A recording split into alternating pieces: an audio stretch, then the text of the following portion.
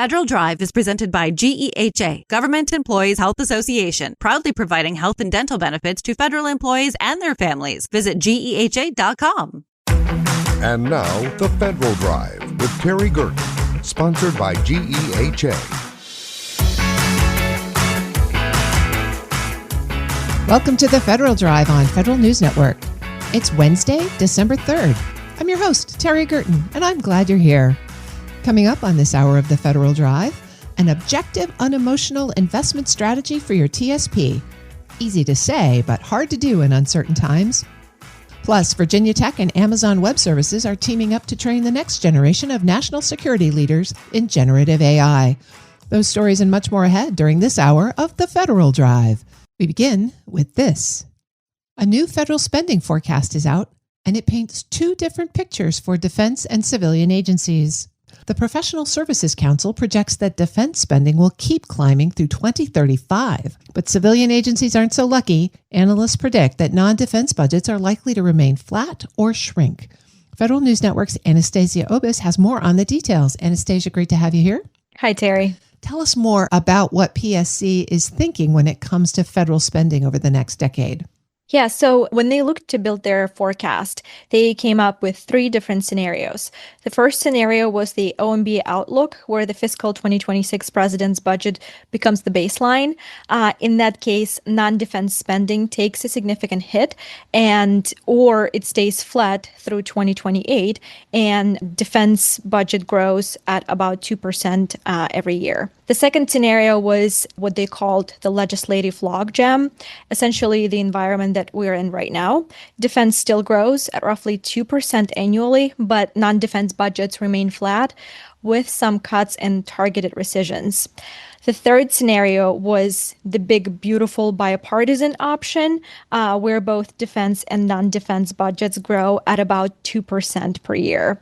In the end, they see the second scenario, or the continuation of what we have right now, as the most realistic path forward. So the defense spending will continue climbing at roughly 2% annually after its first $1 trillion budget in fiscal 2026 due to reconciliation. And at the same time, cuts will continue to fall disproportionately on civilian agencies until elections change the balance of power, if that happens.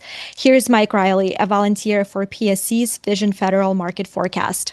On the civilian side, OMB's stated intent remains aggressive cutting, but the continuing resolution environment acts as a backstop to maintain a certain level of the status quo. Congressional action has been and will continue to be the real wild card as we see it. Our base case is a CR extending into calendar 2026 and possibly many departments and agencies ending up with full-year CRs. Standalone supplementals are possible, but not probable in the near term.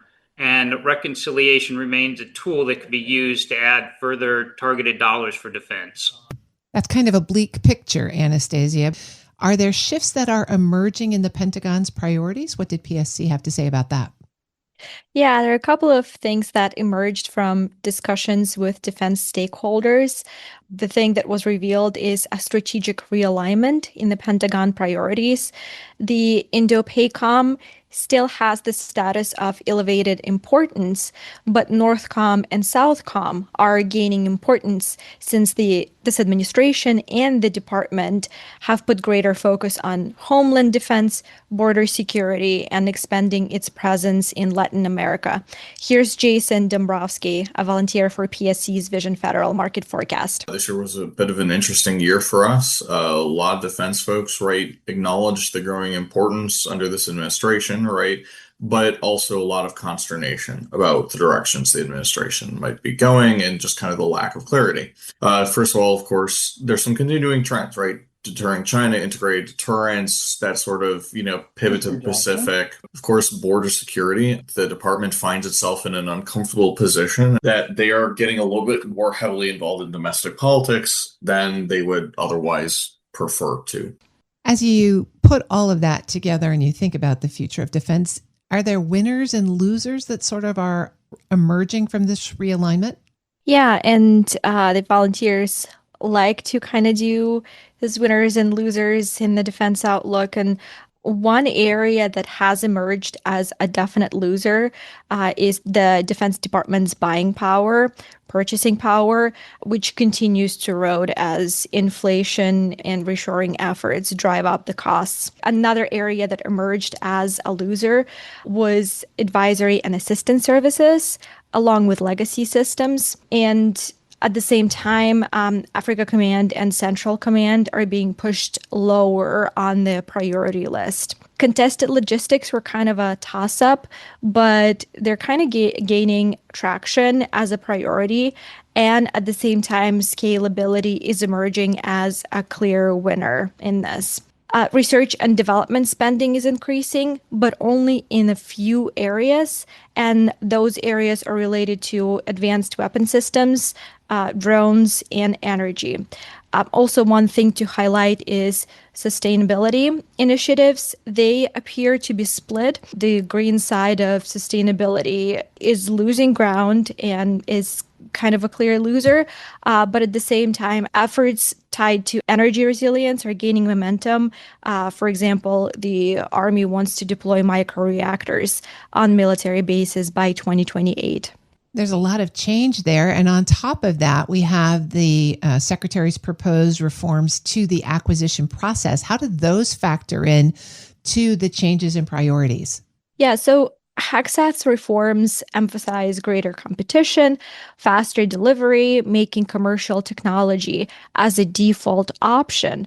But one thing that volunteers pointed out is the department's ability to implement those changes, given deep personnel cuts that have been happening across the Defense Department and the entire federal government since January. And we've been covering that thoroughly. In addition to that, the department's new acquisition strategy promises to lower barriers to entry for non-traditional contractors and startups. But at the same time, there is what they call a healthy cynicism. Everyone's just kind of saying, let's wait and see. And how is this time any different? Here's Dombrovsky again. This administration has made a big priority of trying to attract new people. And we looked at the pros and cons of it. It's probably worth noting that aside from a few very notable successes that we can all figure out, right, there hasn't really been much movement in this regard. That's Federal News Network's Anastasia Obis. Anastasia, thanks for bringing us this story. Thank you, Terry. You can find her story at federalnewsnetwork.com. Up next, Virginia Tech and Amazon Web Services are teaming up to train the next generation of national security leaders in generative AI. This is the Federal Drive with Terry Gerton on Federal News Network.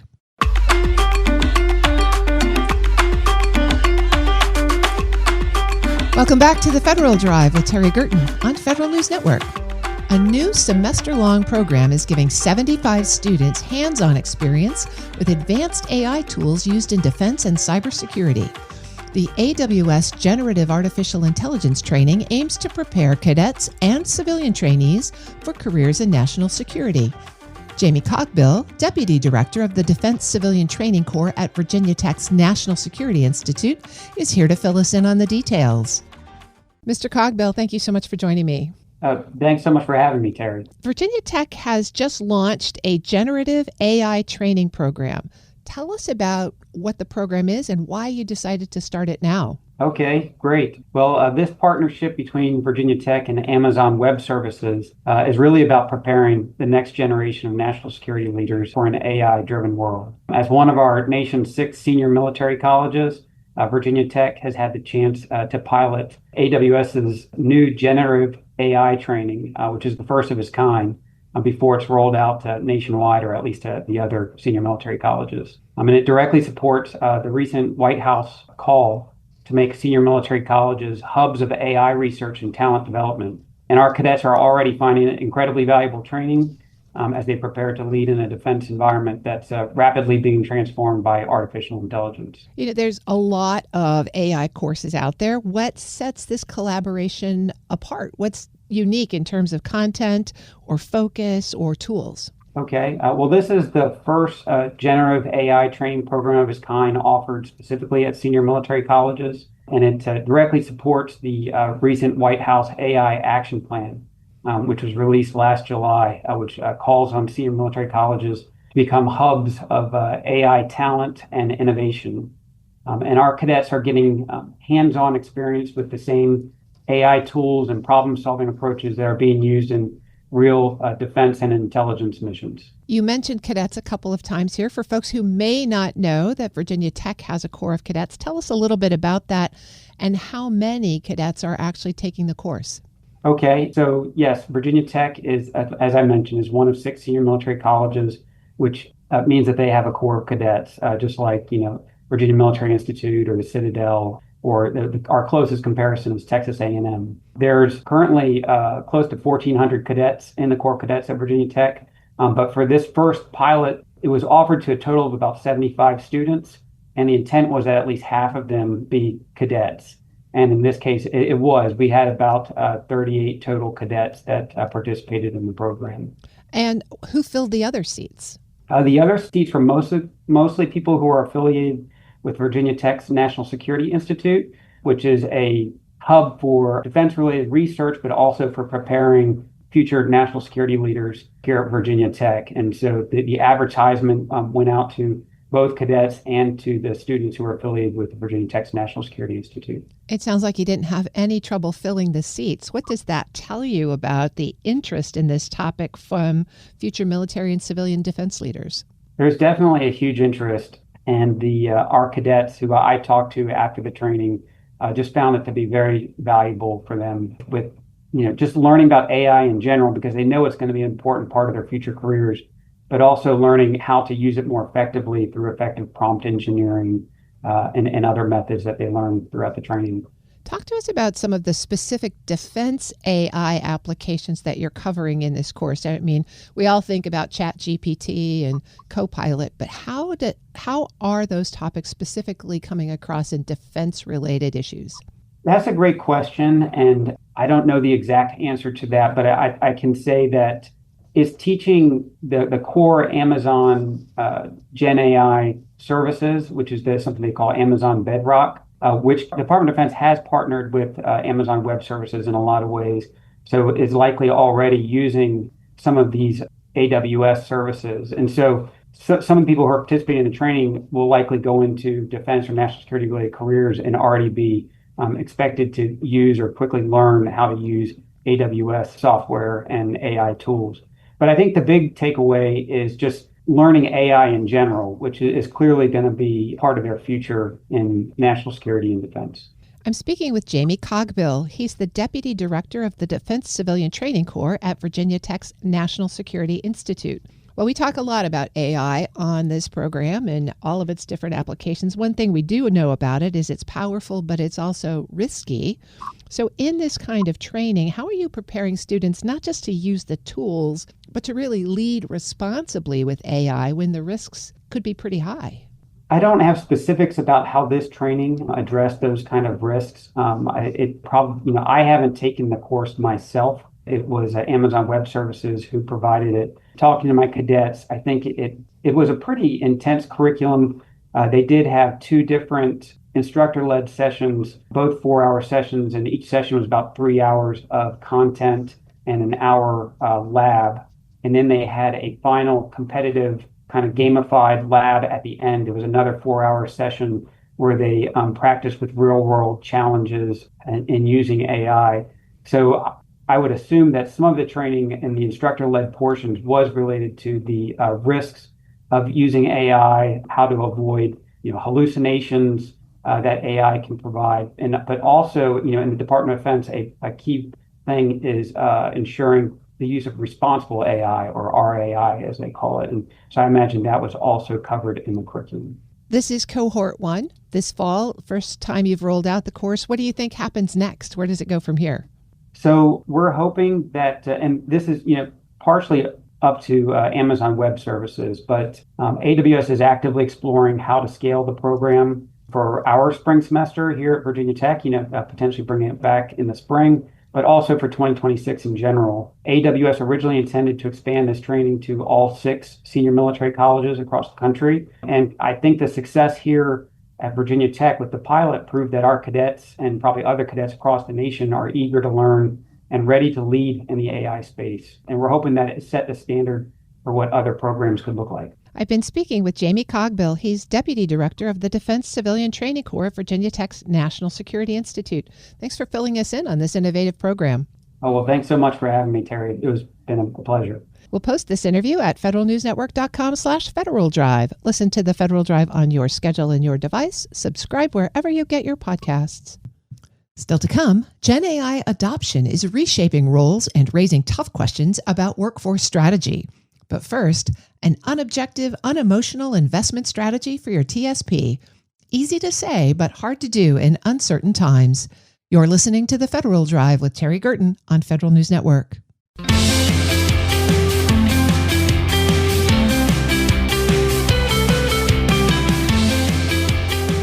Welcome back to the Federal Drive with Terry Gerton on Federal News Network.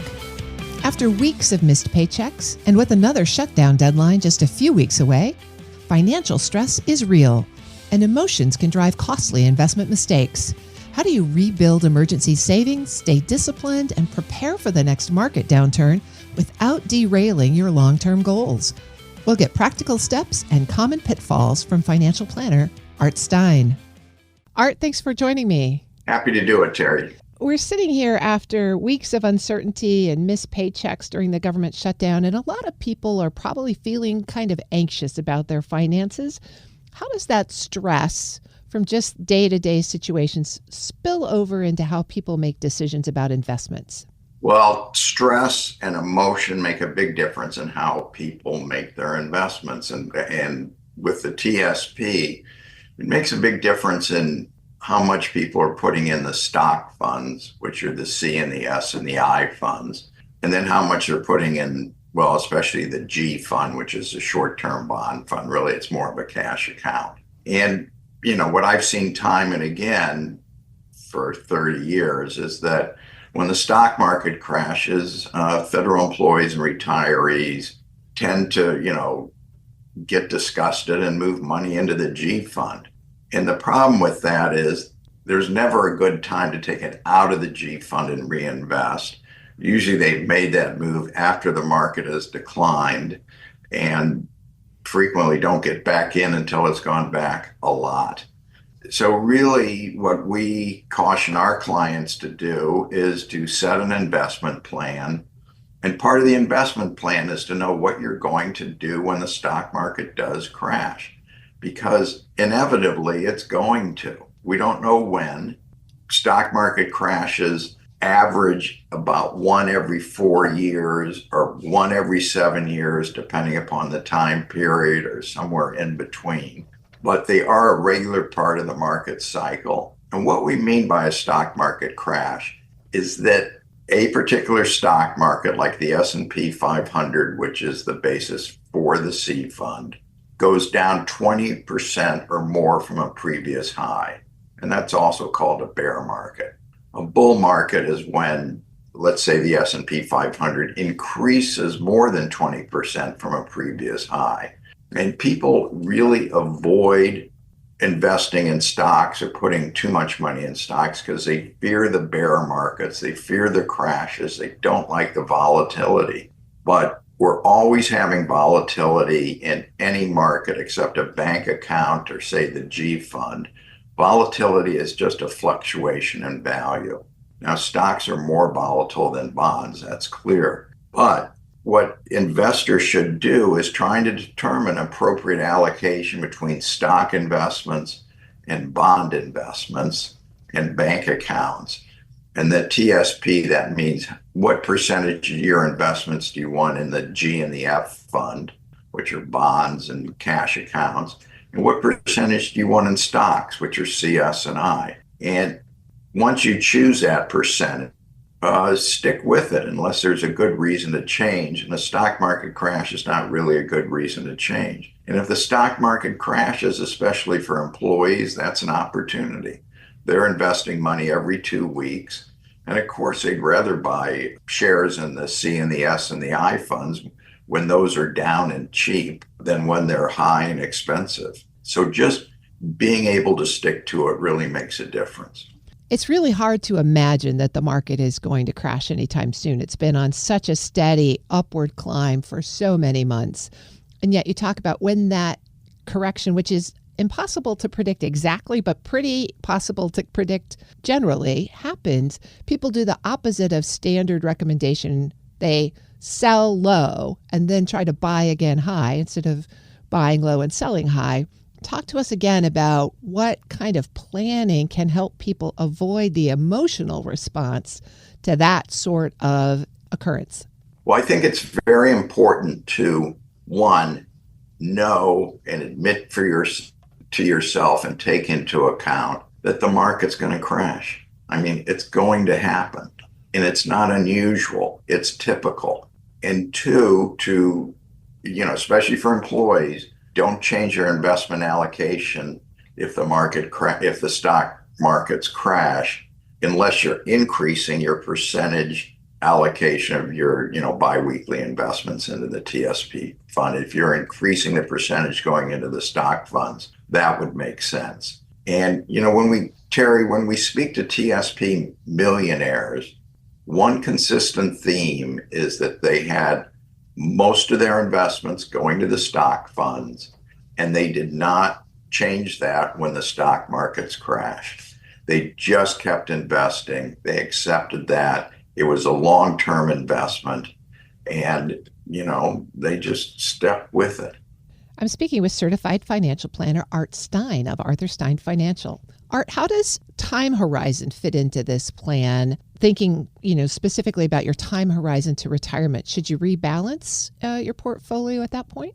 Not necessarily, Terry. Remember that when someone retires, let's say they retire at 65, if they're in normal health, they have good health, they could easily be alive for 30 years, even more, really. So they need to think about the money they're going to need from the TSP in the short term, like when they first retire, and say 5 and 10 and 15 years later, but also 20 and 30 years later.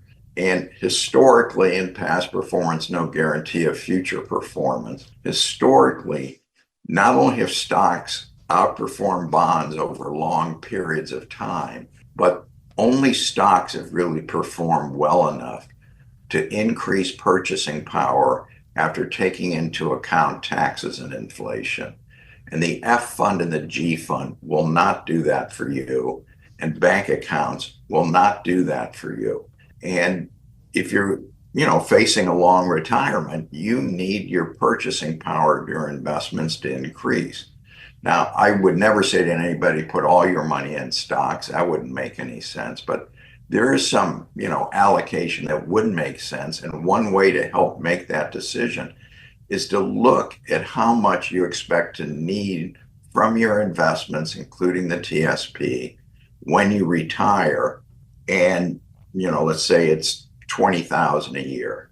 Well, then have, say 5 years worth of your investments in something with low volatility that's safe, like the G fund, like a bank account. Then the rest of it gets to be a pretty long-term investment. And that's one way to look at this. Now, many people are told that as you approach retirement, and especially when you are retired, you should have a majority of your money in bonds and bank accounts. And, the statistics and the studies just do not back that up at all. Art, we're talking about a disciplined, non-emotional approach to investment here, but we've just come out of the longest government shutdown in history. And the current continuing resolution only goes through the 30th of January, in about 2.5 months from now. So how should feds think not just about their investments, about building up or building back their emergency savings if they had to dip into it during the shutdown? Well, this shutdown was horrible. As we know, people were, living on credit card debt in many cases. It shows how important it is to have an emergency fund. 3 to 6 months of expenses in a bank account, or maybe the G fund. And what we sometimes have to recommend to people, we don't like doing it, is to reduce your contributions to the TSP to 5%, because in many cases, Terry, we're speaking to people who are maxing out their contributions. But no, if you don't have an emergency fund, that's a mistake. Reduce it to 5%. Don't go below that because you want to get the full 5% match from the federal government. Take that extra money that you were investing and use it to build up a bank account, 3 to 6 months of expenses. And especially, this is so crazy. We've gone through this long shutdown and then they had this big victory. But when you look at the victory, it only funded the government for 2.5 months. I mean, how short term is that? So now is a good time. Just, get on the TSP website and reduce your contributions to 5% and build up some cash. I mean, I'm praying and hoping that they won't do another shutdown on, January 30th. But as we all know, things are not good with these negotiations. I've been speaking with certified financial planner Art Stein of Arthur Stein Financial. Art, thanks for your practical advice as always. Thank you, Terry. We'll post this interview at federalnewsnetwork.com/Federal Drive. Hear the Federal Drive on demand. Subscribe wherever you get your podcasts. Coming up next, GenAI adoption is reshaping roles and raising tough questions about workforce strategy. This is the Federal Drive with Terry Gerton on Federal News Network. Wisdom served daily. Experience the difference of the journalists at Federal News Network.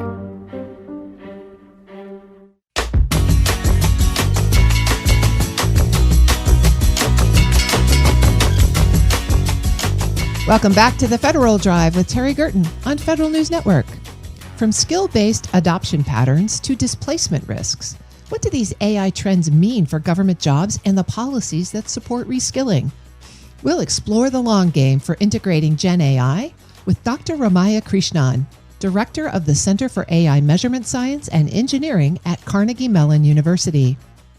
Dr. Krishnan, thank you so much for joining me this morning. Good morning, Terry. Such a pleasure to be with you. I know you have studied how workers of different skill levels choose to use GenAI and the concept of AI exposure. Can you talk to us a little bit about what you're finding there? Are there certain roles more likely to embrace AI or certain roles that are more likely to be replaced? Thank you. So AI exposure, to understand that, I think we have to think about how occupations are structured. So the Bureau of Labor Statistics has a taxonomy called ONET. And ONET describes all the occupations in the US economy. There are 873 or so. And each of those occupations is viewed as consisting of tasks and tasks requiring certain sets of skills. AI exposure is a measure of how many of those tasks are potentially doable by AI. And thereby, that becomes then a measure of ways in which AI could have an impact on people who are in that particular occupation. So, however, AI exposure should not be assumed to mean that that's tantamount to AI substitution, because I think we should be thinking about how AI is deployed. And so there are capabilities that AI has. So for instance, this conversation that we're having could be automatically transcribed by AI. This conversation we're having could be automatically translated from English to Spanish by AI, for instance. Those are capabilities, right? So when you take capabilities and actually deploy them in organizational contexts, the question of how it's deployed will determine whether AI is going to augment the human worker or is it going to automate and replace a particular task that a human worker does. Remember, this happens at the task level, not at the occupation level. So some tasks within an occupation may get modified or adapted. So if you look at how software developers today use co-pilots to build software, that's augmentation, where it's been demonstrated that software developers with lower skills usually get between 20 to 25% productivity improvement. Call center employees, again, a similar type of augmentation is happening. In other cases, you could imagine, for instance, if you were my physician and I was speaking to you, today we have things called ambient AIs that will automatically transcribe the conversation that I'm having with you, the physician. That's an example of an AI that could potentially substitute for a human transcriber. So I gave you two examples, software developer and customer service, where you're seeing augmentation. The transcription task, I'm giving you an example of substitution. So depending on how AI is deployed, you might have some tasks being augmented, some being substituted. So when you take a step back, you have to take AI exposure as a measure of capability and then ask the question, how does that then get deployed, which then has impact on how workers are going to actually have to think about what does this then mean for them, and how do they, for instance, if it's complementing, how do they become fluent in AI and be able to use AI well? And if there's a particular task where it's being used in a substitutive manner, what does that then mean longer term for them in terms of having to acquire new skills to maybe transition to other occupations where there might be even more demand? So I think we have to unpack what AI exposure then means for workers by thinking about augmentation versus automation. There's a lot of nuance in that. And your writings also make the point that GenAI adoption narrows when the cost of failure is high. So how do organizations think both about augmentation versus replacement and the risk of failure as they deploy AI? That's such a great question, because so if you take the example of using AI in an automated fashion, right? It has to be, its error rate has to be so low that, because you don't have human oversight. And therefore, if the error rates are not sufficiently appropriate, then you need to pair the human with the AI. In some cases, you might say the AI is just not ready, so we're not going to use the AI at all. We'll just keep human as is. In other cases, if AI can be used with the human where there is benefits to productivity, but the error rates are such, you still need the human to ensure and sign off, either because the error rates are high, or from an ethical standpoint, or from a governance standpoint, you need the human in the loop to sign off. You're going to see complementing the human with the AI. And then there are going to be tasks for which the AI quality is so high that its error rates are so low that you could actually deploy it. So when we talk about the cost of failure, you want to think about consequential tasks where failure is not an option. And so either the error rates have to be really low, and therefore I can deploy the AI in an automated fashion, or you have to ensure there is a human in the loop. And this is why I think AI measurement and evaluation prior to deployment is so essential, because things like error rates, costs, all of these have to be measured and inform the decisions to deploy AI. And deploy AI in what fashion? Is it in augmentation fashion or not, or is it going to be used independently? I'm speaking with Dr. Ramaya Krishnan. He's the director of the Center for AI Measurement, Science, and Engineering at Carnegie Mellon University. So we're talking there about how AI gets deployed in different organizations. How do you see this applying in the public sector? Are there certain kinds of government work where AI is more suitable for augmentation versus automation, and that error rate then becomes a really important consideration? Yeah, so I think there are going to be a number of opportunities for AI to be deployed. So you remember we talked about call centers and customer service types of centers. I mean, public sector, one aspect of what they do is they engage with citizens in a variety of ways where they have to deliver and provide good information.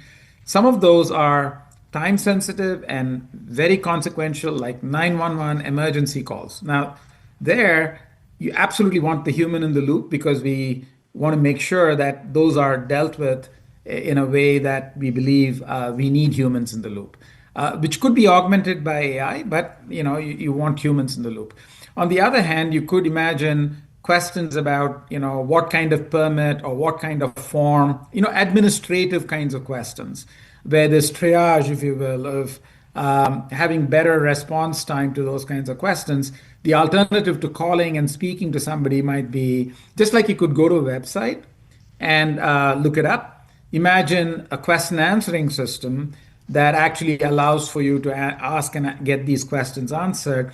I expect that And in fact, you're already seeing this in local government and in state government, the deployment of these kinds of, for administrative kinds of question answering systems. I'd say that's one example. Within the organizations, there is the use of AI, not customer facing or citizen facing, but within the organizations, the use of these kinds of co-pilots that are being used within the organization to try and improve productivity.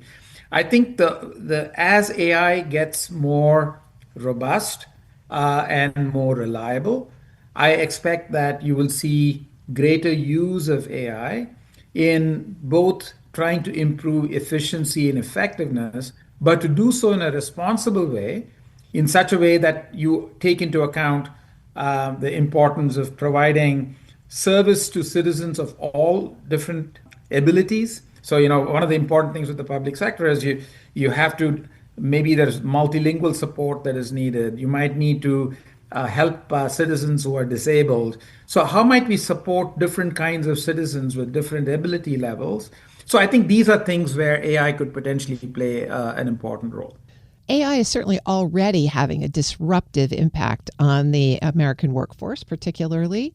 What recommendations do you have for policymakers and employers to mitigate the disruption and think long-term about upskilling and reskilling so that folks can be successful in this new space? I think this is actually one of the most important questions that we need to address. And, I served on the National AI Advisory Committee to the President and the White House Office of AI Initiatives.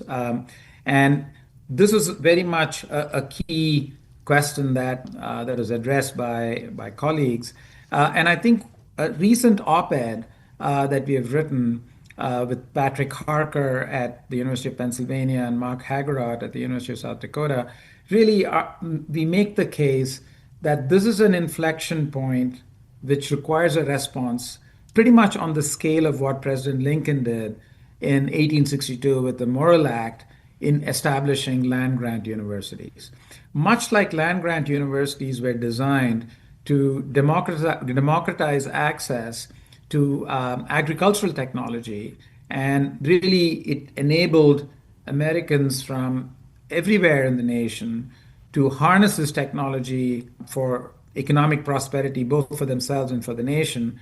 I think if you're going to see AI be deployed and not have the kind of inequality that might arise from people having access to the technology and not having access to the technology, we need something like this. And we call this the Digital Land Grant Initiative that would connect our universities with community colleges, with various ways of providing citizens, both in rural areas and urban areas, everywhere in the country, access to AI education and skilling appropriate to their context. So if I'm a farmer, how can I do precision agriculture? If I'm a mine worker, or if I'm somebody who wants to work in banking, from the whole range of occupations and professions, you could imagine AI having a transformative effect on these different occupations. And there may be new occupations that are going to emerge that you and I are not thinking about right now. So how do we best position our citizens so that they can equip themselves with the right sets of skills that are going to be required and demanded? I think that's the big public policy question with regard to workforce upskilling and reskilling. I've been speaking with Dr. Ramaya Krishnan. He's the director of the Center for AI Measurement Science and Engineering at Carnegie Mellon University. Thanks so much for your perspective on this really long-term transition. Thank you very much. Great speaking with you. We'll post this interview at federalnewsnetwork.com/Federal Drive. Subscribe to the Federal Drive wherever you get your podcasts. The Federal Drive with Terry Gerton is produced by Eric White and Michelle Sandiford. Our web editors are Daisy Thornton and Stephanie Wright. For the latest updates, stay with federalnewsnetwork.com or follow us on Facebook, YouTube, and LinkedIn. Up next, the top national headlines from CBS News and the Federal Newscast. I'm Terry Gerton. Thanks for listening.